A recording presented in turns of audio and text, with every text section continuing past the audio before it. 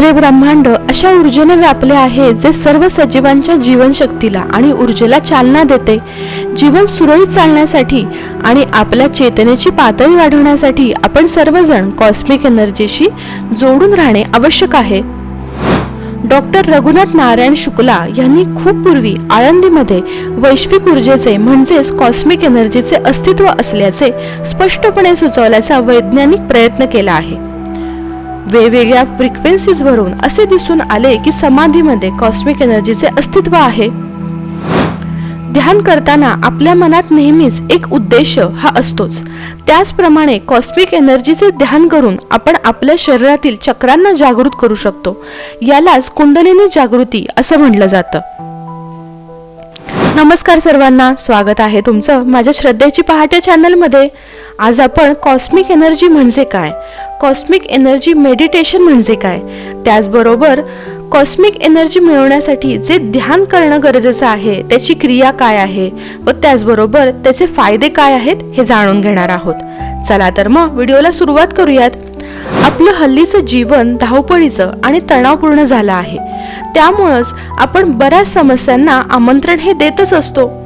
अशा परिस्थितीत वैश्विक ऊर्जा किंवा कॉस्मिक एनर्जी हा एक स्रोत आहे जो आपल्याला शांत ठेवण्याचा आणि सकारात्मकता आणण्यास मदत करण्याचा एक उपाय आहे। कॉस्मिक एनर्जी आणि त्या अनुषंगानं होणारी ज्ञानप्राप्ती यामुळं माणसाच्या अपेक्षा पूर्ण होणं शक्य आहे। कॉस्मिक एनर्जी संपूर्ण विश्वात ओतप्रोत भरून राहिलेली आहे। आकाशगंगा, सर्व ग्रह तारे, मानव, प्राणी आणि साऱ्या अणुरेणूत आकाश आहे आणि पर्यायानं कॉस्मिक एनर्जी देखील। कॉस्मिक एनर्जी हीच जीवनाचा स्रोत आहे। विश्वाला व्यापून राहिलेली चैतन्य आपण ज्याला मानतो ते हेच असू शकेल। आपलं जीवन त्या कॉस्मिक एनर्जीवरच अवलंबून असतं। तिच्या सहाय्यानं आपण आत्मतत्वाकडे जाऊ शकतो। माणसाच्या सर्व कार्याचा पाया म्हणजे कॉस्मिक एनर्जी।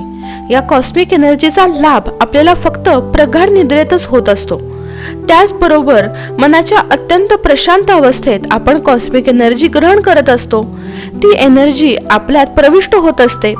दैनंदिन कर्मासाठी हीच कॉस्मिक एनर्जी आपल्याला उपयोगी पडत असते। परंतु झोपेत मिळालेली ही कॉस्मिक एनर्जी आपल्याला खरंच पुरेशी पडते का? त्यामुळेच दिवसभरच्या कामानंतर आपल्याला थकवा जाणवतो, ताण येतो। कॉस्मिक एनर्जी पुरेशी प्रमाणात न मिळणं हेच आपल्या आजारपणाचं प्रमुख कारण असतं। त्यामुळेच त्याच्यावर मात करण्यासाठी जास्तीत जास्त कॉस्मिक एनर्जी मिळवणं अगत्याचं ठरतं। त्यामुळेच निरोगी आणि निरामय आयुष्याचा लाभ मिळण्यासाठी कॉस्मिक एनर्जीचे ध्यान करणं व त्याची क्रिया जाणून घेणं हे महत्त्वाचं ठरेल। ध्यानावस्थेत प्राप्त होणाऱ्या या वैश्विक शक्तीमुळे आपला कॉन्शियस ही विस्तारू लागतो। निद्रा म्हणजे अजाणता झालेलं ध्यान आणि ध्यान म्हणजे जाणीवपूर्वक केलेली निद्रा। झोपेत आपल्याला मर्यादित शक्ती मिळते तर ध्यानामध्ये आपल्याला अमर्यादित शक्तीचा लाभ होत असतो। ध्यानामुळं आपल्याला शरीराकडे, मनाकडे, त्याचबरोबर मनाकडून बुद्धीकडे, बुद्धीकडून आत्मतत्वाकडे प्रवास करणं शक्य झालं आहे आणि आत्मतत्वाकडून अमर्याद आनंद सागरात डुंबणं देखील शक्य आहे। कॉस्मिक एनर्जी मिळवण्यासाठी जे ध्यान करायचं असतं त्याची क्रिया काय आहे हे आता आपण बघूयात। जिथे आरामदायी वाटेल अशा ठिकाणी शांत समयी म्हणजेच जमिनीवर, खुर्चीवर किंवा पलंगावर मांडी घालून बैठक जमावली। आध्यात्मिक नशा अनुभवायचा असेल तर तुम्हाला खोलीत तुमचे मन एकाग्र करणे कठीण जात असेल तर बाहेर येऊन मोकळ्या जागेत किंवा गच्चीवर किंवा नदीकाठी किंवा बागेच्या शांत कोपऱ्यात बसून एकाग्रता चांगली येऊ शकते। आध्यात्मिक आणि निरोगी परंपरेत एकाग्रता ही शरीराची मुबलक कॉस्मिक एनर्जी प्राप्त करण्याची आणि वाहून नेण्याची आणि साठवण्याची क्षमता वाढवण्यासाठी एक प्रमुख पद्धत आहे।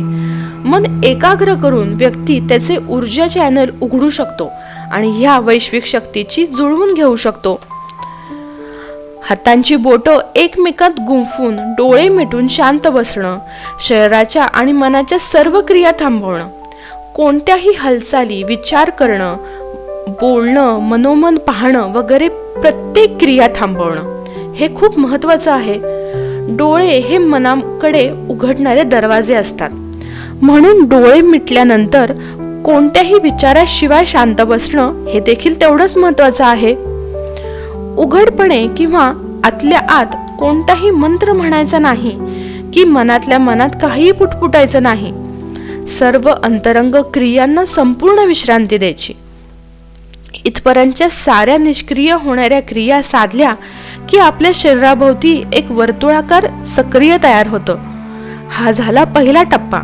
अशा वेळी शरीर मनाला संपूर्ण विश्रांती लाभलेली असते. मग आपल्या मनाकडे आणि पुढे बुद्धीकडे प्रवास चालू होतो. मन हे विचारांचं कोठार आहे. अगणित विचार तरंग मनात सतत उमटत असतात. ज्ञात अज्ञात प्रश्नांचं मोहळ मनात हे उठतच राहतं.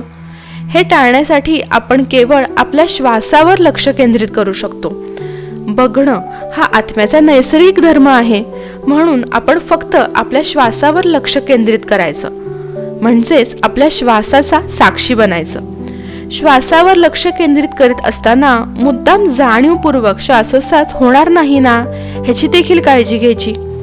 श्वासोच्छ्वास सहजतेनं होऊ द्यायचा, मुद्दाम करायचा नाही. श्वास निश्वास ही क्रिया आपोआप सुरू राहते, ती फक्त साक्षी भावानं बघत राहायची. ही क्रिया साधली तर आत्मतत्वाकडे जाण्याची गुरुकिल्ली सापडल्यासारखंच आहे. साक्षी भावानं हे अवलोकन सुरू असताना विचारांच्या जवळही जायचं नाही आणि विचारांना जवळ फिरकूही द्यायचं नाही. मनात कोणतेही प्रश्न आणायचे नाहीत, फक्त श्वासावर सारं लक्ष सहजतेनं केंद्रित करायचं. या अवस्थेत विचारांची तीव्रताही हळूहळू कमी होते. हळूहळू श्वासोच्छ्वासही क्षीण होऊ लागतो. प्रारंभी नाभीपर्यंत श्वास खेचला जात असतो, हळूहळू त्या छातीपर्यंत खेचला जातो, मग तो आणखी क्षीण होत गळ्यापर्यंत खेचला जातो, मग आणखी कमी होत जातो व तो जेमतेम घशापर्यंत येतो आणि मग होता होता तो भ्रूमध्यापर्यंत म्हणजेच दोन भुवयांच्या मध्ये स्थिर होतो. अशा स्थितीत श्वासोच्छ्वासाचीही गरज नसते किंवा असून नसल्यासारखा असतो आणि कोणताही विचार नसतो. या निर्विचार अवस्थेस निर्मल स्थिती म्हणतात. हीच ती समाधी अवस्था. शरीरातील सारी शक्ती भ्रूमध्यात केंद्रित झालेली असते. या अवस्थेत मस्तकाकडून कॉस्मिक एनर्जीचा शिरकाव सहजरित्या होऊन साऱ्या शरीरभर अक्षरशः त्या वैश्विक शक्तीचा वर्षाव होतो. ध्यानावस्था जितकी टिकून राहील तितकी अधिक कॉस्मिक एनर्जी ग्रहण केली जाईल. आपलं शरीर हे 72,000 नाड्यांनी बनलेलं आहे. या सर्व नाड्यांमध्ये ही कॉस्मिक एनर्जी प्रविष्ट होते. या नाड्यांचं प्रमुख केंद्र असतं टाळू. इथूनच या साऱ्या नाड्या मुळाप्रमाणे शरीरभर पसरलेल्या असतात. या नाड्या ह्याच आपल्या शरीराचा मुख्य आधार असतो, आपल्या सर्व क्रियांचाही आधार असतो. प्रगाढ निद्रा आणि ध्यानधारणादी सर्व क्रिया या नाडीमुळे शक्य होतात. शरीरभर पसरलेल्या नाड्यांना निद्रा मिळणारी कॉस्मिक एनर्जी पुरेशी नसते. कॉस्मिक एनर्जीची कमतरता झाली की ह्या नाड्या काही ठिकाणी ढिल्या पडतात, त्यांचे पॅचेस तयार होतात, त्यातूनच निरनिराळे रोग उद्भवतात. कॉस्मिक एनर्जीची कमतरता असणं हे सर्व रोगांचं प्रमुख कारण आहे. ध्यानावस्थेत कॉस्मिक एनर्जी प्रचंड प्रमाणात सर्व नाड्यांमधून शोषली जाते. त्यामुळे सर्व नाड्यांची शक्ती होऊन पॅचेस दूर होतात, रोग पळतात. कॉस्मिक एनर्जी सर्व शरीरभर वितरित होत असताना मस्तकाला आणि एकूण शरीराला जडत्व प्राप्त होते. शरीरातल्या रोगग्रस्त भागात जेव्हा कॉस्मिक एनर्जी फिरू लागते तेव्हा तिथे टोचल्यासारखं किंवा दुखल्यासारखं होतं. कित्येकदा शरीरात अनेक ठिकाणी दुःख जाणवतं, पण त्यासाठी कोणतीही औषधे मात्र घ्यायची नसतात. सततच्या ध्यानातून ही सारी दुःख आपोआपच नाहीशी होतात. जितकी अधिकाधिक कॉस्मिक एनर्जी आपल्या ध्यानावस्थेतून मिळवू तितके आपले शारीरिक आणि मानसिक रोग हे दूर होतील. कॉस्मिक एनर्जी ग्रहण करण्याची ही साधना जर पिरामिडमध्ये केली तर एरवीपेक्षा तिपटीनं लाभदायक ठरू शकते असं देखील म्हटलं जातं. शारीरिक आणि मानसिक शांतीसाठी ज्यांना कोणाला या साधनेचा अनुभव घ्यायचा असेल त्यांनी ही साधना श्रद्धायुक्त अंतःकरणानं अवश्य करून पाहावी. जर तुम्हाला आजची ही माझी माहिती आवडली असेल तर माझ्या चॅनलला लाईक, शेअर, सबस्क्राईब करायला विसरू नका.